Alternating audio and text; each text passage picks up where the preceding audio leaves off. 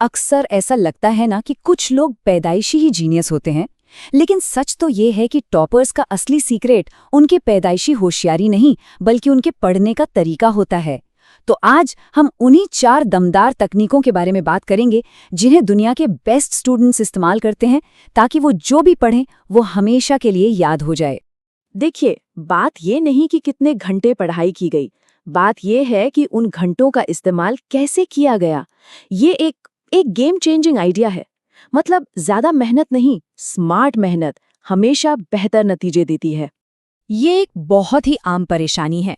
घंटों तक किताब सामने खुली है, पर जब कुछ याद करने की कोशिश करो तो दिमाग बिल्कुल ब्लैंक।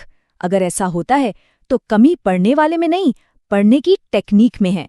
और अच्छी खबर ये है कि इसे आज ही बदला जा सकता है। तो चलिए शुरू करते हैं हमारी पहली और सबसे शक्तिशाली तकनीक से। इसका नाम है एक्टिव रिकॉल। ये सिर्फ पन्ने पलटने या लाइंस को हाईलाइट करने के बारे में बिल्कुल नहीं है। नहीं, ये दिमाग को मजबूर करती है कि वो जानकारी को खुद याद करे। और यही पैसिव और एक्टिव लर्निंग का सबसे बड़ा फर्क है। इसका मतलब बहुत सीधा है। किताब या नोट्स को बार बार पढ़ना बंद करना होगा। इसके बजाय दिमाग पर जोर डालकर जानकारी को याद करने की कोशिश करनी है। यही वो प्रक्रिया है जो दिमाग में न्यूरल कनेक्शंस को सीमेंट की तरह मजबूत बनाती है। इसे इस्तेमाल करना भी बहुत आसान है। जैसे ही कोई चैप्टर खत्म हो, किताब को बंद कर दीजिए। अब जो भी जरूरी बातें याद आ रही हैं, उन्हें जोर से बोलिए या फिर एक कागज पर लिख डालिए। फिर खुद से सवाल बनाइए और बिना देखे जवाब देने की कोशिश कीजिए। और हाँ, कोई चीटिंग नहीं। ठीक है, अब आते हैं दूसरी तकनीक पर, फाइनमैन टेक्निक। ये सिर्फ रटने के लिए नहीं बल्कि किसी भी टॉपिक का मास्टर बनने के लिए है।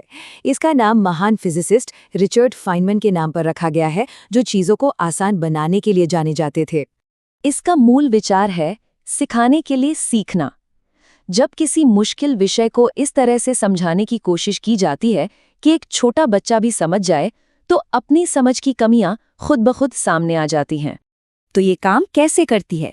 कोई भी टॉपिक चुन लीजिए। अब उसे किसी ऐसे इंसान को समझाने की कोशिश कीजिए जिसे उसके बारे में कुछ भी नहीं पता, या बस एक कागज पर आसान से आसान भाषा में लिखिए। जहां भी अटके या मुश्किल शब्दों का इस्तेमाल करना पड़े, समझ जाइए बस वही आपकी कमजोरी है। उस पॉइंट को फिर से पढ़िए, समझिए और दोबारा समझाने की कोशिश कीजिए। हमारी तीसरी तकनीक फोकस और एनर्जी मैनेजमेंट के बारे में है। इसका नाम है 50-10 का नियम। ये घंटों तक लगातार बिना रुके पढ़ने की आदत को खत्म कर देगा, जो अक्सर फायदेमंद से ज्यादा नुकसानदेह होती है। नियम बहुत सीधा है। 50 मिनट के लिए फोन को एयरप्लेन मोड पर डालिए और सिर्फ पढ़ाई पर फोकस कीजिए। कोई डिस्ट्रैक्शन नहीं। जैसे ही 50 मिनट पूरे हों, 10 मिनट का ब्रेक लीजिए। और इस ब्रेक का मतलब है सचमुच का ब्रेक। उठकर चलिए, पानी पीजिए, कुछ भी ऐसा कीजिए जिसका पढ़ाई से कोई लेना देना ना हो। साइंस भी यही कहता है कि ये तकनीक फोकस बढ़ाने में जबरदस्त मदद करती है। सबसे अच्छे नतीजों के लिए इस 50-10 के चक्र को दिन में कम से कम 3 से 4 बार दोहराने की सलाह दी जाती है। इससे दिमाग हर दिन और तेज होता है। और आखिर में चौथी तकनीक, जो अक्सर नजरअंदाज कर दी जाती है लेकिन शायद सबसे जरूरी है, हमारा भौतिक वातावरण। मतलब हमारे आसपास की जगह का हमारी एकाग्रता पर बहुत बहुत गहरा असर पड़ता है।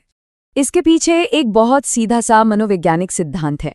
जब हम लगातार एक ही जगह पर पढ़ाई करते हैं तो हमारा दिमाग उस जगह को फोकस और सीखने की आदत से जोड़ लेता है। फिर जैसे ही हम वहां बैठते हैं, दिमाग अपने आप काम के लिए तैयार हो जाता है।